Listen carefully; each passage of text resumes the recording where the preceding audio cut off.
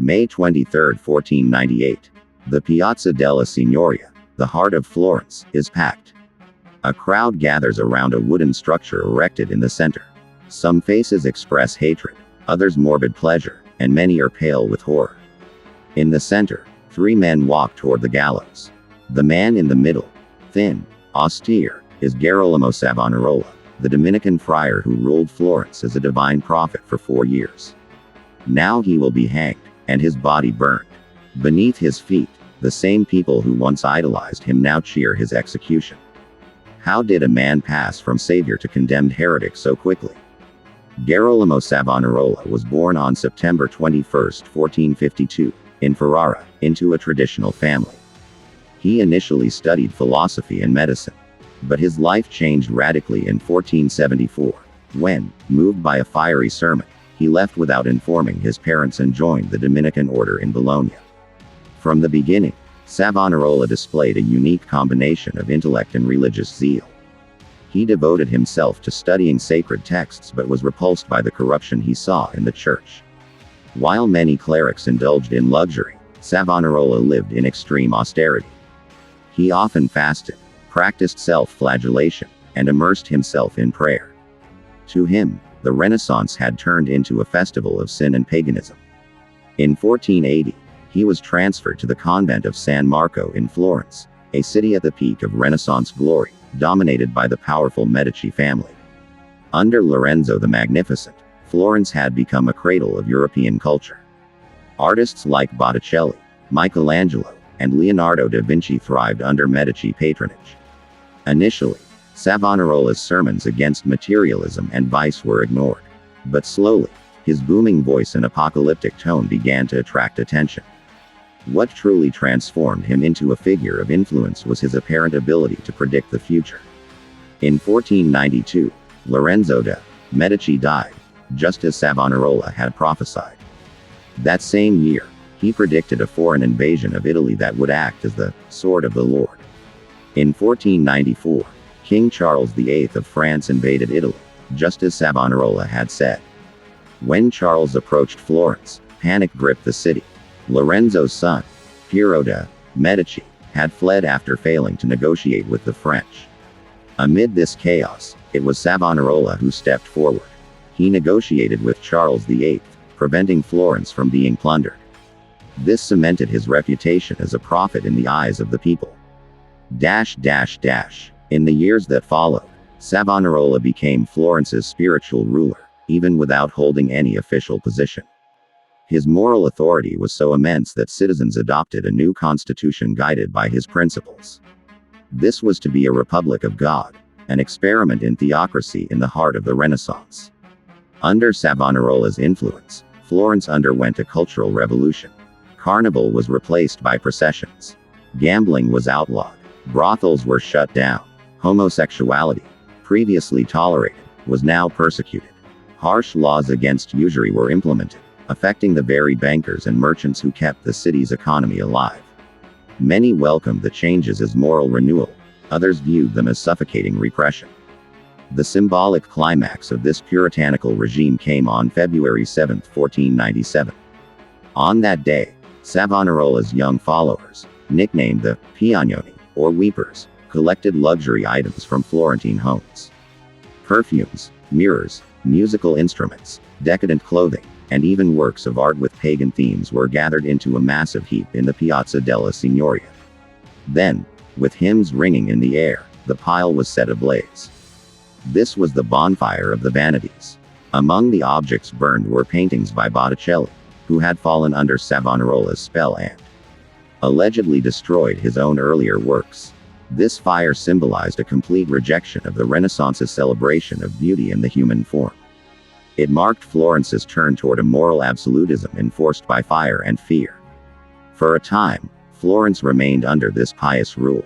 But the seeds of Savonarola's downfall had already been planted.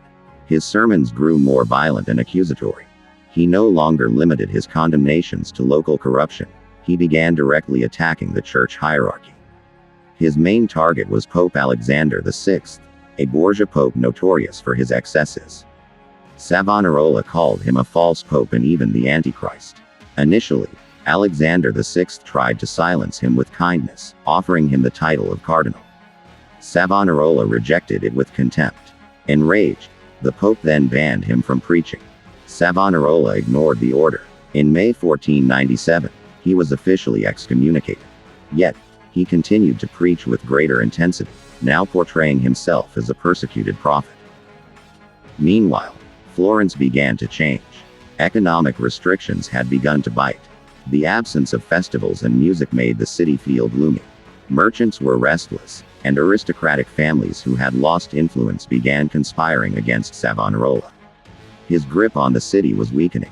As his sermons became more apocalyptic, more people began to question his claims of divine guidance. The final blow came in the form of a challenge. Savonarola often said that God would confirm his mission through miracles, even that he would walk through fire unharmed.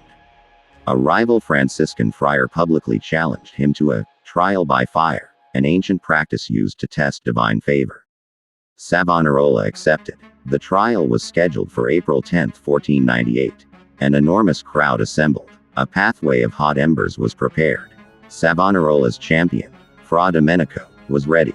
However, the Dominicans insisted that Domenico carry a consecrated host for protection.